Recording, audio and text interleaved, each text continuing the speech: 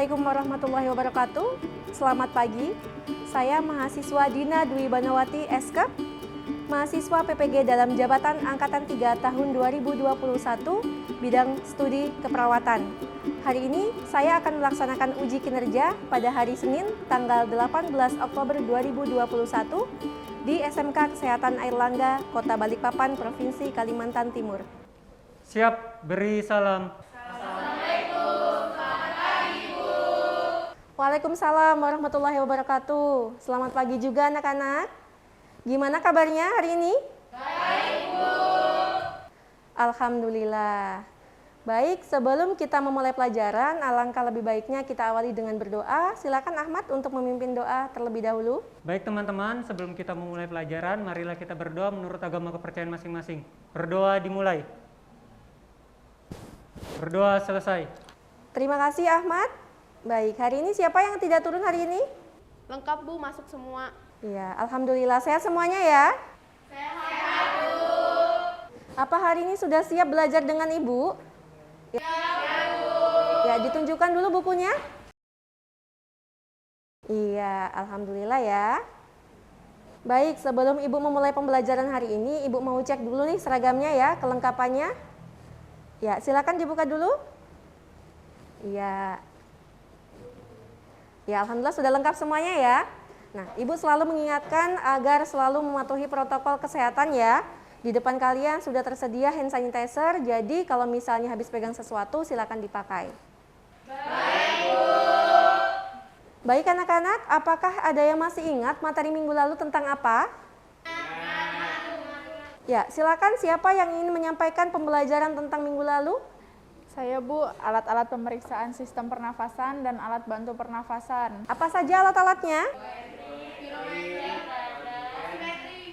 Nah, kalau alat bantu nafasnya apa saja? Siapa yang bisa menjawab? Saya Bu, tabung oksigen, nasal kanul, SM, NRM, RM, oksigen spray, nebulizer, suction. Nah, suction itu untuk apa alatnya? Fungsinya untuk apa? Ya, selain Alia siapa lagi? Eka Bu, suction itu menyedot lendir pada pasien yang tidak sadar. Nah, tadi dijelaskan ada NRM, ada RM ya, simple mask, ada non-rebreathing mask, ada rebreathing mask. Nah, kira-kira ada yang bisa menyampaikan nggak perbedaannya di antara masker-masker barusan apa saja? Saya Bu, dari catatan saya minggu lalu, perbedaannya di kebutuhan pasiennya Bu, dilihat dari saturasi oksigen pasien tersebut menggunakan alat oksimetri. Bagus sekali ya, sudah memahami tentang sistem pernafasan bahkan sampai ke alat pemeriksaannya ya. Nah, minggu lalu Ibu pernah menyampaikan kita akan bahas tentang apa hari ini. Ada yang masih ingat? Tentang penyakit pada sistem pencernaan. Baik, Ibu akan sampaikan indikator apa saja yang akan kita capai hari ini ya. Baik, tadi Ibu sudah sampaikan bahwa kita hari ini akan membahas tentang sistem penyakit pada sistem pencernaan. Nah, untuk kompetensi dasar yang akan kita capai, yang pertama adalah menerapkan pemeriksaan penyakit sistem pencernaan atau gastrointestinal ya, berdasarkan manifestasi klinisnya atau berdasarkan tanda dan gejalanya. Kemudian yang kedua, melakukan pemeriksaan penyakit sistem pencernaan atau gastrointestinal berdasarkan manifestasi klinisnya juga ya. Jadi fungsi kita akan mempelajari tentang materi ini supaya kalian pada saat nanti PKL, kemudian pada saat nanti bekerja di dunia kesehatan ya, di rumah sakit, puskesmas dan lain-lain, agar bisa mengetahui oh sistem pencernaan itu kalau misalnya terserang penyakitnya ini ya. Baik. Kemudian untuk indikator pencapaian kompetensi yang akan kita capai hari ini ada 3 indikator. Indikator yang pertama adalah menganalisis suatu kasus penyakit sistem pencernaan dengan tepat. Jadi nanti ada suatu kasus kalian bisa menganalisisnya. Oh iya, penyakit ini itu namanya penyakit ini loh ya. Nah, seperti itu ya. Kemudian indikator yang kedua, memilih tindakan pemeriksaan pada penyakit sistem pencernaan dengan tepat. Misalnya nanti ada penyakit, ada lambung, ada usus, ada hati. Nah, masing-masing pemeriksaan fisiknya pasti berbeda dan menggunakan alat-alat yang berbeda. Untuk indikator yang ketiga, membuat presentasi penyuluhan pada penyakit sistem pencernaan dengan baik. Ya, nah di sini kalian nanti akan menggunakan sebuah aplikasi. Ya, kemarin sudah saya kasih tahu kalau harus bawa laptop ya, sudah bawa ya. Ya, masing-masing kelompok sudah ada ya. Nah, nanti kalian menggunakan aplikasi tersebut untuk bisa membuat seperti poster ya. Di situ tentang penyakit-penyakit yang antara kelompok satu dengan yang lainnya berbeda. Nanti kita akan presentasikan dan sharing di situ. Baik? Baik. Di sini Ibu ada sebuah gambar ya, habis setelah ini ya. Bisa kalian amati dulu. Nah, kira-kira orang ini kenapa ya?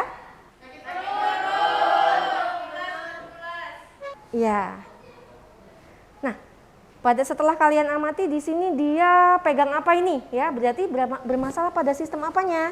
Sistem pencernaan, Bu. Ya, benar sekali ya. Nah, penyakit apa saja sih yang kalau misalnya kalian ketahui kalau misalnya orangnya lagi pegang perut?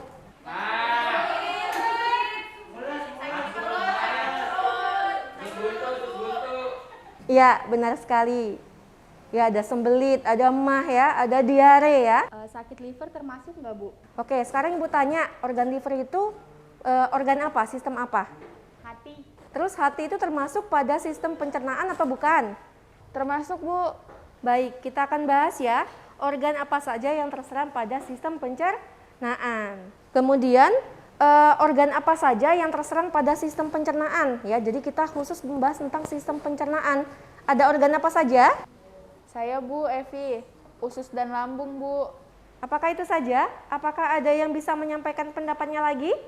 Saya Ibu Ramadan. Pendapat saya yang saya dapat dari pembelajaran kemarin dan dari Google, anus Bu atau lubang BAB. Ada lagi selain Ramadan? Saya Bu, dari Mapel Anfis dulu Bu, tentang materi sistem pencernaan, ada mulut, kerongkongan, lambung, usus halus, usus besar, rektum, dan anus Bu. Bagus sekali. Nah, ada beberapa organ yang belum disampaikan. Nah, ada lagi nggak yang ingin menyampaikan pendapatnya? Sudah, Bu, tidak ada lagi. Ya, Bu, nggak ada lagi, Bu. Nah, ternyata ada organ mulut di sini. Ya, jadi sistem pencernaan itu memang dari atas sampai dari makanan masuk sampai sisa-sisa metabolisme keluar. Nah, di sini ada organ mulut ya, ada gigi, ada lidah. Kemudian yang berikutnya ada organ apa? Kerongkongan ya. Kemudian di sini ada organ lambung ya. Ada organ hati. Ya. Ada organ apa ini? Ya, organ pankreas ya. Jadi ada hati, ada pankreas, itu juga termasuk ke dalam sistem pencernaan. Kemudian ada usus halus. Kemudian usus besar. Ya, ini adalah rektum atau tempat penampungan sementara bagi untuk organ-organ yang baru saja kita sebutkan. Ada yang bisa menyampaikan pendapatnya apa saja penyakit-penyakit pada organ tersebut? Saya Bu, menurut informasi yang saya dapatkan, beberapa penyakit pada mulut yaitu sariawan, stomatitis, gingivitis, karies gigi, glositis, dan tumor pada mulut. Bagus sekali. Ada yang bisa menambahi dari jawaban Eka tadi? Evi, Bu. Selain yang sudah disebutkan oleh Eka tadi, ada periodontitis, abrasi gigi, Bu. Tepat sekali ya, Eka dan Evi ya.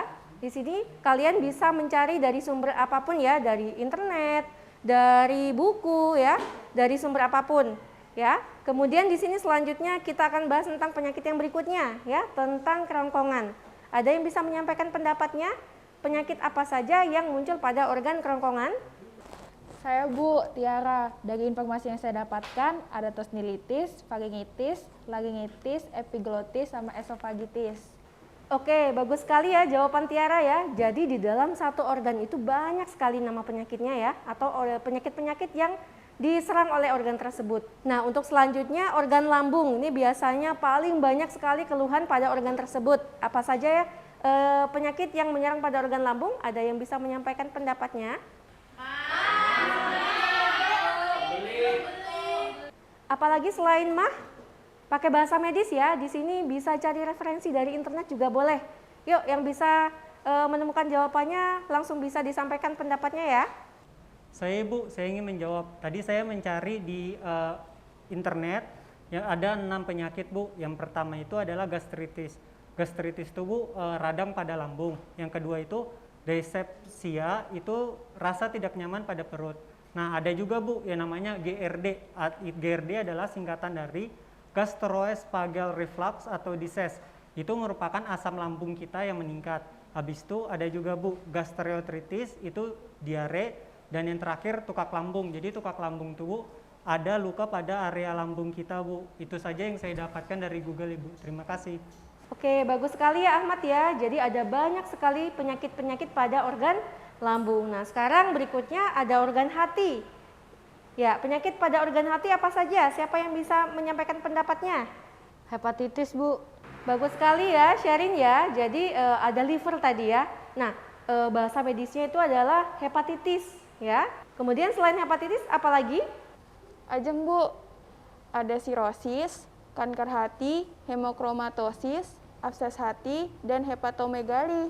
Bagus sekali ya Fatika ya. Terima kasih untuk Sherin dan Fatika. Nah, untuk sisanya ada berbagai macam organ. Kira-kira apa saja nih contohnya?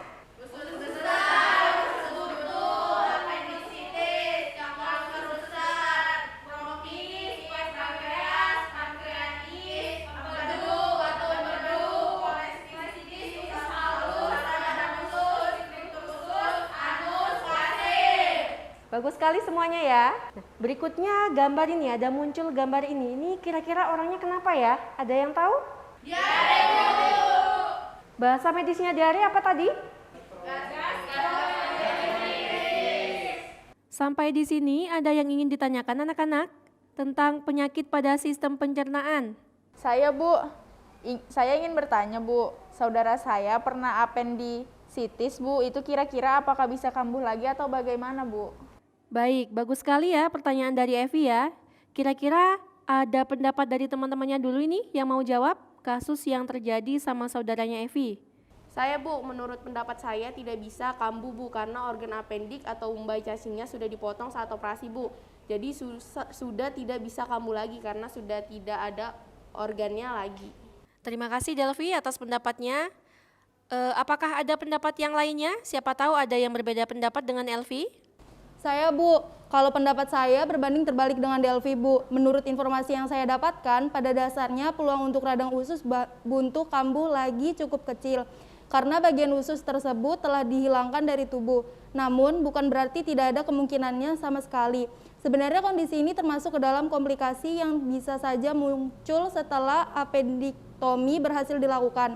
Namun, kejadiannya sangat jarang. Bila setelah operasi usus buntu rasa sakit tak kunjung hilang atau Anda merasakan sakit perut lagi setelah beberapa lama, jangan diabaikan. Bisa saja ini disebabkan oleh peradangan yang kumat lagi. Radang usus buntu bahkan bisa kambuh ketika seseorang telah menjalani operasi beberapa tahun yang lalu. Sebuah penelitian yang dilakukan pada tahun 2013 mengungkapkan bahwa peluang usus buntu kambuh bisa diakibatkan karena ketika operasi masih ada bagian usus buntu yang masih tertinggal. Studi lain juga menyatakan hal yang sama. Bila infeksi berikutnya terjadi pada bekas operasi, bisa disebabkan karena masih ada bagian usus buntu yang tersisa sekitar 3-5 mm. Bagus sekali ya Eka ya. Jadi memang benar apa yang disampaikan oleh Eka tadi bahwa kondisi pada pasien yang terkena penyakit appendicitis itu kan kalau operasi namanya appendiktomi ya. Jadi tomi itu artinya dipotong, appendiknya dipotong. Jadi umbai cacingnya tadi dipotong. Kalau misalnya sudah dioperasi, apakah bisa kambuh lagi? Nah, jawabannya ada beberapa penelitian yang menyatakan bahwa kasus tersebut bisa terjadi lagi atau bisa kambuh lagi, tapi bukan berarti umbai cacingnya tumbuh lagi, tapi peradangannya lah yang kambuh ya. Selain Evi, ada yang ingin bertanya lagi? Saya, Bu, kalau pada kasus usus yang terlilit itu bagaimana, Bu? Saya pernah mendengarnya. Teman-temannya ada yang bisa ingin menjawab dulu pertanyaan dari Alia? Baik, karena tidak ada siswa yang mau menyampaikan pendapatnya, Ibu mau jelaskan sedikit ya.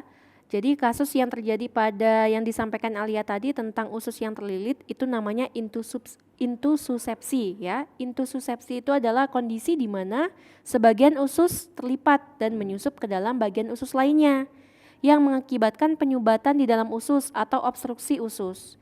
Nah, intussusepsi itu umumnya terjadi pada bagian yang menghubungkan usus halus dan usus besar. Kondisi ini dapat menyebabkan terhambatnya proses penyaluran makanan, sirkulasi darah, dan cairan di dalam tubuh. Jika tidak segera ditangani, dapat mengakibatkan matinya jaringan usus, robeknya dinding usus atau perforasi, hingga infeksi pada rongga perut atau peritonitis namanya. Nah, gejalanya biasanya demam, perutnya membesar, dan terjadi pada bayi atau anak-anak biasanya, akibat dari pijat biasanya atau pijat atau urut ya. Nah, kalau anak-anak pasti dia keluhannya menangis ya, kemudian perutnya membesar, kemudian demam. Nah, tindakan yang pertama yang bisa dilakukan adalah barium enema atau sinar X ya pada perut ya. Nah, supaya bisa melihat kondisi usus di mana usus yang terlilit dan seperti apa. Kemudian baru dilakukan tindakan operasi. Baik anak-anak, sekarang waktunya mengerjakan LKPD. Ibu akan membagi menjadi 3 kelompok ya sesuai tempat duduknya. Nah, di sini nanti ada saya bagi kelompok lambung, ada kelompok hati dan ada kelompok usus besar. Ya, kemudian nanti tugasnya, nah, dari setelah saya bagi-bagi sesuai nama kelompoknya, pilihlah satu jenis penyakit sesuai dengan kelompok yang kamu dapatkan. Misalnya kelompok sebelah sini dapat gambar lambung ya, kelompok lambung. Jadi pilih salah satu penyakit yang terjadi di organ lambung. Kemudian kegiatan 2, buatlah sebuah poster ya, atau lembar edukasi terkait dengan penyakit yang telah dipilih. Ya, misalnya tadi tentang lambung, penyakit apa yang tadi, diare ya. Nah, dengan bahasa medis, kemudian penyebabnya seperti apa ya. Kemudian kegiatan ketiga setelah jadi nanti kita akan presentasikan ke kelompok.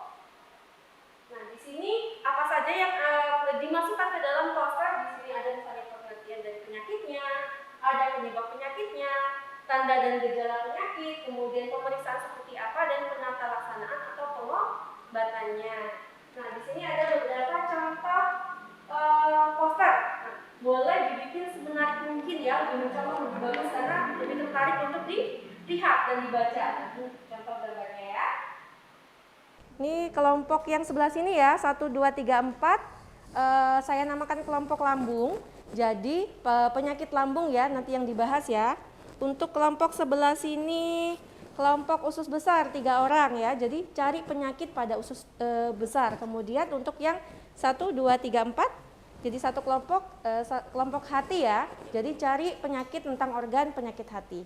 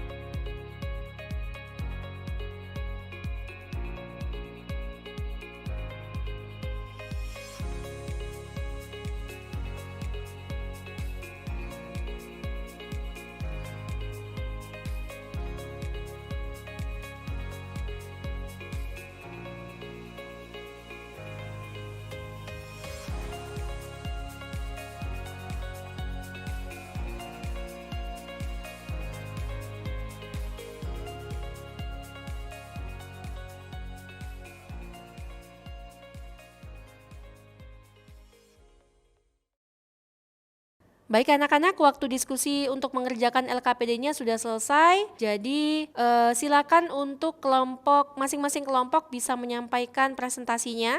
Selamat pagi teman-teman, perkenalkan kami dari kelompok hati. Kami akan mempresentasikan hasil diskusi kami mengenai hepatitis. Hepatitis adalah peradangan pada hati atau liver. Hepatitis bisa disebabkan oleh infeksi virus, bisa juga disebabkan oleh kondisi atau penyakit lain, seperti kebiasaan mengonsumsi alkohol, penggunaan obat-obatan tertentu, atau penyakit autoimun. Jika disebabkan oleh infeksi virus, hepatitis bisa menular. Hepatitis ditandai dengan munculnya gejala berupa demam, nyeri sendi, nyeri perut kanan, dan sakit kuning. Nah, teman-teman, kalau belum tahu letaknya hati itu di mana? Tuh ada gambar yang dalam organ manusia. Di dalam tubuh manusia itu yang merah itu adalah hati. Nah, bagaimana sih cara pencegahan hepatitis itu? Nah, yang pertama itu adalah pencegahan hepatitis dengan melakukan vaksin. Dan yang kedua ada mencuci tangan. Ketiga adalah hindari berbagai jarum suntik. Jadinya nggak boleh sembarangan yang menggunakan jarum suntik. Dan yang terakhir adalah tidak menggunakan alat kebersihan diri bersama orang lain. Nah, contohnya itu yang saya sudah beri gambar. Ada handuk, sering banget kan handuk itu digunakan di dalam keluarga ganti-gantian. Itu sebenarnya tidak boleh ya teman-teman. Sekian presentasi dari kami. Nah, sebelum kami mengakhirinya, kami punya jargon nih. Ayo nih teman-teman, tim hati. 1, 2, 3. Jaga perasaan, jaga organ hati kita. Oke, terima kasih. Sekian. Mati banget sih. Assalamualaikum warahmatullahi wabarakatuh. Perkenalkan kami dari kelompok Lambung. Saya Ajeng Ragi Ramadhani. Saya Sherlyn Zulkifli. Saya Evi Wahyuning Tias. Saya Fatika Amelia. Kali ini saya beserta tim saya akan mempresentasikan hasil kerja kami berupa poster dari penyakit gastroesophageal reflux atau GERD.